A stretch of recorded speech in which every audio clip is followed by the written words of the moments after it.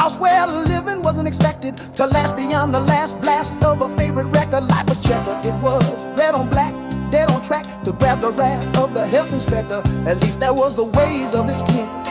The last 34 that flowed through that door, they never again, seems they never cleaned their skin. Bobby took it as his hobby to deal with zeal with the snobby. His folk were so poor they couldn't even afford no kind of roll to clean nobody booty. He smelled like duty, but it was his duty to hold his head high in the sky. Now battin an eye wide when even the wind could begin to tell from the smell why he was dealt with and welted so cruelly. Ew, oh, even though his luck was spotty, one touch will skunk up your body.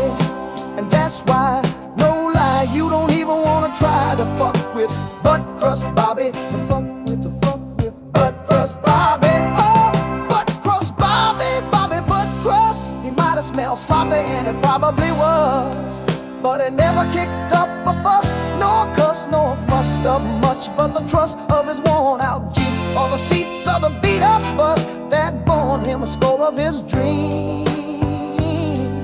A score of his dreams.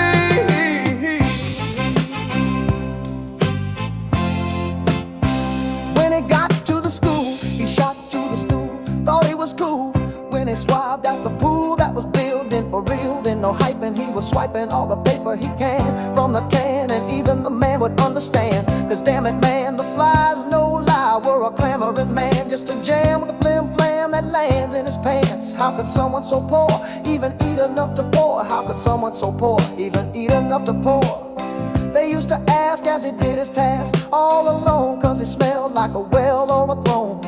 A hefty rank, a septic tank with that thing, cause nobody buzzed away the way he thanked. Thought what wit, he might have smelled like it, but it wasn't a nitwit. He had not a dollar, but by God a scholar was he, and he find all he seen a graduate,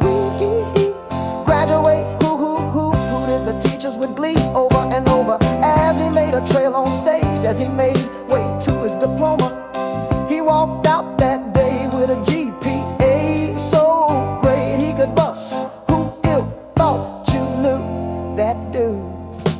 Buttcrust Bobby, Buttcrust Bobby, Bobby Buttcrust. He might have smelled sloppy, and it probably was, but he never kicked up a fuss, nor cussed, nor mussed up much but the trust of his worn-out jeans or the seats of the beat-up bus that borne him a score of his dreams. A score of his dreams.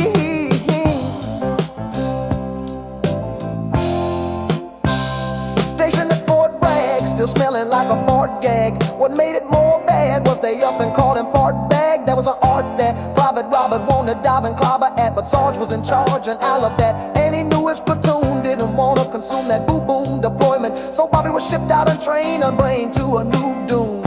Ain't no intent, no enjoyment. He was in a foreign land, some dude approaching then. He let out a fart that stamped out the heart of Ho Chi Minh.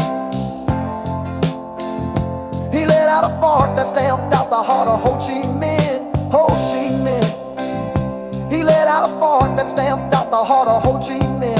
Ho Chi Minh. Ho Chi Minh.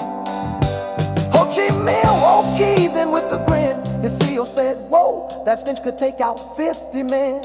And he gave us a win, or we could be wrong, but I'm pretty sure that's how we killed and won Vietnam. I'm pretty sure that's how we won Vietnam. Everybody sang and hum along in the stew for we trust. Buttcrust Bobby, Bobby Buttcrust. He might have smelled sloppy, and it probably was, but he never kicked up a fuss, nor cussed, nor mussed up much but the trust of his worn-out jeans or the seats of the beat-up bus that borne him a score of his dreams.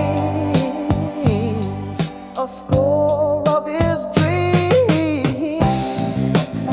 Bobby Buttcrust.